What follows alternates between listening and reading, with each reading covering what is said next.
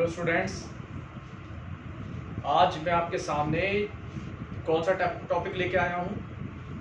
Forfeiture of shares में अगर कम shares market में रेशियो होते हैं तो उसको कैसे डील करते हैं। तो अगर ये कंसेप्ट आपको क्लियर नहीं है तो आज का वीडियो आपके लिए है ना। अगर कंपनी ने जितने शेयर्स फॉरफिट किए हैं उससे कम मार्केट में बेच रही है तो उसको आप कैसे डील करोगे, कैसे ट्रीट करोगे, आज हम इस विषय पे डिस्कशन करने वाले हैं। ठीक है, एक क्वेश्चन मैंने यहां पर ड्राफ्ट कर रखा है अंडरस्टैंडिंग के लिए, ताकि आपको अमाउंट के साथ वो चीजें सब क्लियर हो जाएं।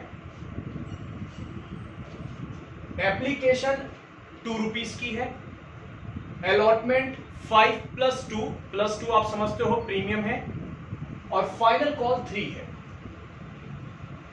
फॉरफिटेड शेयर्स 100 है, ठीक है ना, ऑन 100 शेयर्स, यानी कि इसने एप्लीकेशन के 2 दे दिए, मैंने टिक लगा रखा है। अलॉटमेंट और फाइनल कॉल को मैंने क्रॉस लगा रखा है और रेड पेन से उसको बॉक्स में भी ले रखा है। तो मैं ये बताना चाह रहा हूं कि ये पैसा उसने नहीं दिया, फाइनल कॉल का पैसा उसने नहीं दिया ऑन 100 शेयर्स, मतलब उसके 100 शेयर्स हमने फॉरफिट कर लिए हैं। ठीक है, मैं आपको साथ के साथ क्वेश्चन डिक्टेट भी कर रहा हूं। तो forfeited shares 100 on which ₹2 on application had been paid, और क्या पे नहीं हो पाया, but he fail to pay allotment ₹5 + 2 and final call ₹3। Application दे दी, अलॉटमेंट नहीं दी और फाइनल कॉल नहीं दी। उसके बाद वो कह रहे हैं री issued 50 shares at the rate of 8 each. अब देखो फॉरफिट हुए थे 100, लेकिन रीइश्यू कितने हो रहे हैं 50, और कितने पे 8 पर हो रहे हैं। तो देखते हैं कैसे डील करेंगे। जब भी शेयर्स फॉरफिट होते हैं तो कंपनी का एक मेंबर हमारा कम हो जाता है, और मेंबर फॉरफिट का मतलब पता है ना, फॉरफिट का मतलब क्या होता था, जब कोई शेयर होल्डर कंपनी की पेमेंट नहीं करता, इंस्टॉलमेंट रोक देता है, तो कंपनी उसकी मेंबरशिप को टर्मिनेट कर देती है। अब वो हमारा शेयर होल्डर नहीं रहता, कंपनी उसके शेयर्स को फॉरफिट जब्त कर लेती है। तो एक मेंबर कम हो गया, मेंबर के कम होने से शेयर कैपिटल कम हो जाती है, और जब शेयर कैपिटल कम होती है तो शेयर कैपिटल को डेबिट करते हैं। तो कितने शेयर्स फॉरफिट हो रहे हैं 100 इनटू, ये मैंने आपको अपनी लास्ट वीडियो में बताया था, अगर आपने नहीं देखी तो देख लेना। उसमें मैंने आपको यही बताया था कि फॉरफिचर ऑफ शेयर्स की एंट्रीज कैसे बनती हैं। तो उसमें खैर मैंने आपको ये बताया था कि ये जो मल्टीप्लाई होती है, ये होती है कॉल्ड अप मनी से, कंपनी ने जितना कॉल किया है या जिसके बाद शेयर्स फॉरफिट हो रहे हैं वहां तक का टोटल लगा लो। जैसे उसने एप्लीकेशन दे दी, अलॉटमेंट नहीं दी, फाइनल कॉल नहीं दी, मतलब कंपनी ने सारा मांगा है ना, फाइनल कॉल तक की बात हो गई। जब सारा मांगा तभी तो उसमें से कुछ मिला, कुछ नहीं मिला, तो कॉल्ड अप मनी कितनी हो गई, पूरी की पूरी 10 रुपीज हो गई। ध्यान रखना है, जब कैपिटल की बात करते हैं तो प्रीमियम को एक्सक्लूड करके बात करेंगे। कैपिटल का मतलब ओरिजिनल वैल्यू। ठीक है, तो उसने एप्लीकेशन दी, अलॉटमेंट नहीं दी, फाइनल कॉल नहीं दी, मतलब कंपनी ने पूरे पैसे कॉल कर रखे हैं। फाइनल कॉल के बाद शेयर्स फॉरफिट हो रहे होंगे, इसलिए यहां पर जो मल्टीप्लाई होगी वो 10 से होगी, 1000। एसपीआर डेबिट, इस एंट्री में एसपीआर कब डेबिट करते थे, तब करते थे जब प्रीमियम का पैसा हमें रिसीव नहीं होता है, क्योंकि हमने पहले प्रीमियम क्रेडिट कर रखा होता है। जब हमने प्रीमियम, जब अलॉटमेंट या फाइनल कॉल जब भी ड्यू करी होगी, तो जिसके साथ प्रीमियम होगा, जैसे मेरे क्वेश्चन में अलॉटमेंट के साथ प्रीमियम है, तो वहां पर हमने एंट्री बनाई होगी share allotment account debit, to share capital, to SPR, वहां प्रीमियम को क्रेडिट कर रखा होगा। क्यों, हमने माना था कि हमारे को प्रॉफिट हो गया, पैसे मिल जाएंगे। लेकिन जब इसकी मेंबरशिप ही कैंसिल हो रही है तो ये पैसे किस बात के देगा। तो वो जो प्रीमियम वहां आपने क्रेडिट कर रखा था, उस प्रीमियम को यहां पर आपको डेबिट करना है। अब इतनी लंबी चौड़ी बात आपको याद नहीं रखनी, आपको सिर्फ इतनी सी बात याद रखनी है कि यहां प्रीमियम कब डेबिट होगा, केवल और केवल तभी डेबिट होगा जब वो बंदा प्रीमियम का पैसा नहीं देगा। पता कैसे पड़ेगा, प्रीमियम किसके साथ है, अलॉटमेंट के साथ है। अगर वो अलॉटमेंट नहीं दे रहा तो अलॉटमेंट के साथ लगा हुआ प्रीमियम भी नहीं दिया होगा, और अलॉटमेंट के साथ लगा हुआ प्रीमियम कितना है 2 रुपीज। तो उसने अलॉटमेंट के जो 7 रुपए नहीं दिए थे 5 + 2, उसमें 5 रुपए कैपिटल के नहीं दे रहा और 2 रुपए प्रीमियम के नहीं दे रहा, इट मींस वो प्रीमियम नहीं दे रहा है। पहचान जाओगे ना प्रीमियम कैसे नहीं दे रहा है, जिस इंस्टॉलमेंट के साथ प्रीमियम है अगर वो इंस्टॉलमेंट नहीं दे रहा इट मींस वो प्रीमियम भी नहीं दे रहा। तो इस क्वेश्चन में प्रीमियम नहीं दे रहा है, 100 इंटू 200 प्रीमियम के नहीं दे रहा। और अगर प्रीमियम बाई चांस दे चुका होता है तो इस एंट्री में प्रीमियम वर्ड यूज नहीं करेंगे। आगे calls in arrears, calls in arrears का सिंपल मतलब होता है जो पैसे उसने नहीं दिए। बताओ कौन कौन से इंस्टॉलमेंट के पैसे नहीं दिए थे, एप्लीकेशन दे दी थी, अलॉटमेंट नहीं दी थी, फाइनल कॉल नहीं दी थी। तो अलॉटमेंट और फाइनल कॉल का टोटल अमाउंट कितना हो गया, 7 रुपीज अलॉटमेंट पे देने थे भाई, जिससे भी मांगे थे 5 रुपए आप कैपिटल के देना, 2 रुपए आप प्रीमियम के देना, इट मींस 7 रुपए आपको अलॉटमेंट पे देना था और 3 रुपए आपको फाइनल कॉल पे देने थे। तो टोटल मिला के इस बंदे ने ना तो अलॉटमेंट दी ना फाइनल कॉल दी, मतलब टोटल जो इन दोनों कॉल पे 10 रुपए मांगे गए थे वो इसने नहीं दिए। तो कॉल्स इन एरियर्स में 100 इंटू 10 1000। कॉल्स इन एरियर्स का सिंपल मतलब है बिल्कुल दिमाग पे प्रेशर नहीं डालना, जो पैसे नहीं मिले। तो अलॉटमेंट पे टोटल 7 मांगे थे नहीं मिले, फाइनल कॉल पे 3 मांगे थे नहीं मिले, टोटल 10 रुपए नहीं मिले। तो 100 इंटू 10 1000। और 2 शेयर फॉरफिटेड, ये मैंने बताया था ये वो अमाउंट होती है जो कंपनी को मिल जाती है। मतलब इस बंदे ने कुछ पैसे तो दे ही रखे थे ना, मेरे क्वेश्चन में 2 रुपए तो दे ही रखे थे, तो कंपनी इसके शेयर्स भी जब्त करती है और इसके पैसों को भी जब्त कर लेती है। तो पैसे जब फॉरफिट होते हैं वो कंपनी के पास पैसे आ जाते हैं, नॉमिनल अकाउंट है, फायदा है, फायदे को क्रेडिट करते हैं, credit all incomes and gains. नाम शेयर फॉरफिटेड, इसे मैंने ब्रैकेट में लिख दिया है प्रॉफिट। आपको क्वेश्चन सॉल्व करते समय नहीं लिखना है, केवल समझाने के लिए मैंने प्रॉफिट लिखा है। डिफरेंस निकाल लो, 1200 माइनस 1000, ये आ गया 200। मैंने बोला था आप कोशिश करना डिफरेंस से निकालो तो कभी गलती नहीं होगी, लेकिन हाँ समझ में जरूर आना चाहिए ये वो अमाउंट है जो वो पे कर चुका है। तो 100 शेयर्स पे एप्लीकेशन के 2 रुपए दे चुका था, 100 इंटू 200 दे चुका था, वही शेयर फॉरफिटेड में आ रहा है। ठीक है, आगे चलते हैं। अब वो कह रहा है इसने 50 शेयर्स मार्केट में रीइश्यू कर दिए हैं, कितने पर, 8 में। तो जिसको भी ये बेचेगा 50 इंटू 8 वो कंपनी के अकाउंट में पैसे डिपॉजिट कर देगा।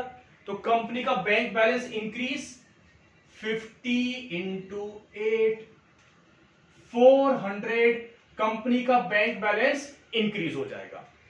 कितने रुपए का लॉस हुआ, 8 रुपए में शेयर को बेच रहा है। शेयर की ओरिजिनल वैल्यू से कंपैरिजन करेंगे, ध्यान रखना है ओरिजिनल वैल्यू से कंपैरिजन होगा। 10 रुपए का शेयर है, 8 रुपए में बेचा जा रहा है, 2 रुपीज का लॉस हो गया। लॉस को क्या करते हैं, डेबिट करते हैं। कहां से डेबिट करेगा, ये जो प्रॉफिट है इस प्रॉफिट वाले अकाउंट से इस लॉस को पूरा किया जाता है। तो शेयर फॉरफिटेड अकाउंट डेबिट, मतलब ये प्रॉफिट हमारा रिड्यूस हो रहा है, जब रिड्यूस होगा तो डेबिट कर दूं, और इस प्रॉफिट का नाम क्या था, शेयर फॉरफिटेड। तो ये हमारा लॉस होता है रीइश्यू करते समय जो लॉस हो रहा होता है। ठीक है, कितने, 50 इंटू 200, तो 100 रुपए का हमारे को लॉस हो गया।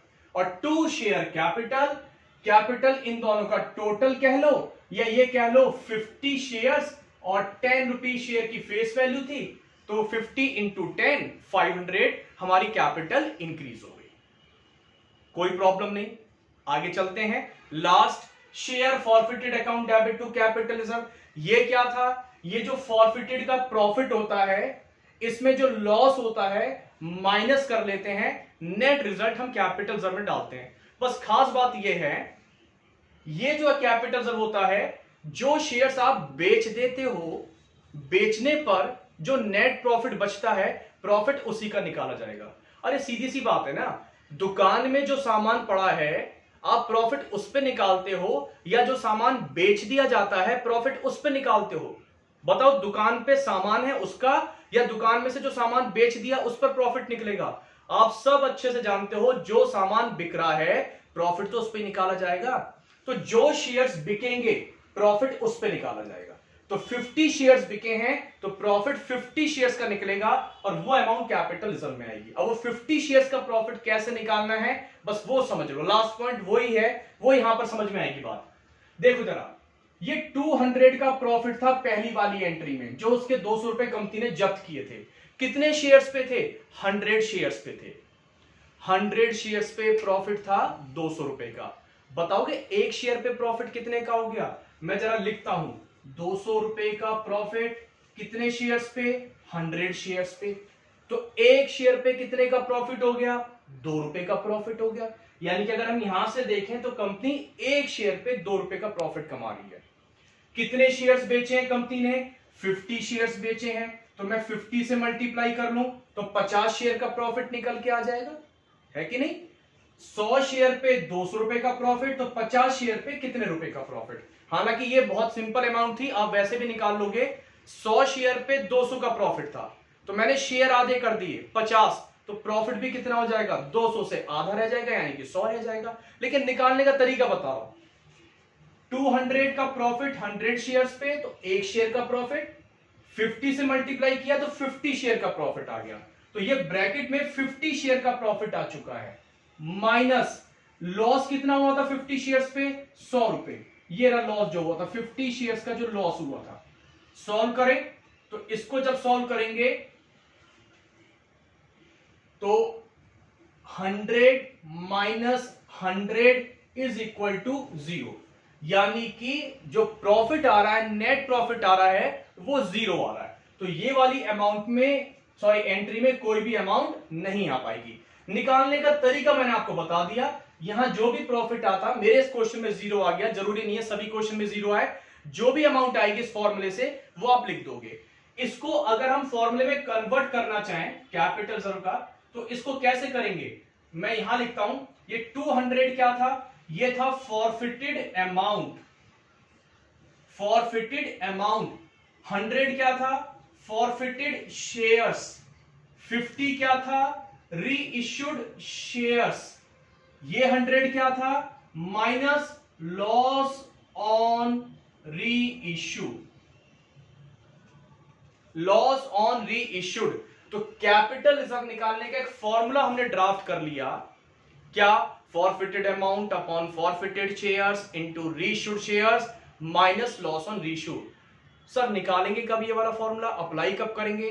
जब भी मार्केट में कम शेयर्स बिक रहे होंगे, आप समझ लेना ये वाला फॉर्मूला अप्लाई होगा। आ गई बात समझ में? इसका एक शॉर्टकट तरीका और बता देता हूं, उसको और समझ लो। कभी कभार ये 1 मार्क में क्वेश्चन और पूछा जाता है। देखो, सबसे पहले आप ये देख लो एक शेयर पे प्रॉफिट कितना। ये सब आप आसानी से पहली वाली एंट्री से निकाल लोगे। बताओ एक शेयर पे प्रॉफिट कितना? 2 रुपए। यहां से पता पड़ गया था ना, 200 रुपए का प्रॉफिट है 100 शेयर्स पे, तो एक शेयर का प्रॉफिट आ गया 2 रुपए। री इश्यू करते समय कितने रुपए का लॉस हुआ था? एक शेयर पे 8 में बेच रहे थे, 2 रुपए का लॉस हुआ। तो ये प्रॉफिट है, ये प्रॉफिट था, माइनस लॉस, 2 रुपए का लॉस हो गया। तो बताओ नेट प्रॉफिट कितना कमाया? 0 रुपए का नेट प्रॉफिट कमाया। सपोज अगर हम यहां पर 9 रुपए में बेच रहे थे, थोड़े तो एग्जांपल को चेंज करने के लिए, तो लॉस कितने का आता? 1 रुपए का लॉस आता। तो नेट प्रॉफिट कितना हो जाता हमारा? यहां पर 1 रुपए का नेट प्रॉफिट हो जाता। भाई 2 रुपए के प्रॉफिट में से 1 रुपए का लॉस माइनस कर दिया।